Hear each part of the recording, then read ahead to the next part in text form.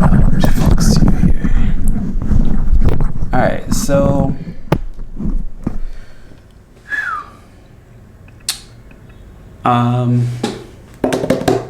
today was a okay day. I spent a lot of time today, maybe too much time actually, focusing on my new idea for a picture book.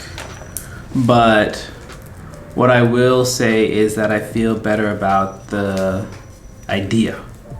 Not necessarily direction, because I got a little frustrated with it today, and it's probably because I just stayed working on it too long. I should have switched it up. But other than that, today has been pretty good. I made sure I ate lunch today, which is good. I had lentils, soup with some rice. Tomorrow I'm gonna try to get out, I think, to a coffee shop. And here's the thing, last week I went to a coffee shop on Thursday and I ate, obviously. And then I went on Friday and I ate, obviously. And then we ended up going out on Saturday, like me and my wife, and I ate. And then, which we normally never do, I caught up with my wife after she had some appointments, and I ate again. So I think I'm feeling a little like eating out coma. So this time when I go out, I'm probably gonna I'll go early, but I will just have, for the most part, a coffee.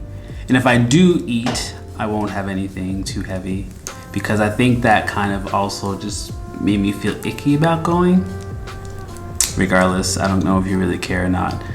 Other than that, things have been pretty good. I'm gonna really try to get back to my schedule this week and trying to do half of the morning on either a picture book or novel, and then the rest of the morning, afternoon on the other, because I'm finding myself getting a little bit frustrated as I'm writing. So hopefully that kind of helps me a little bit with my mood and just like where I'm at right now.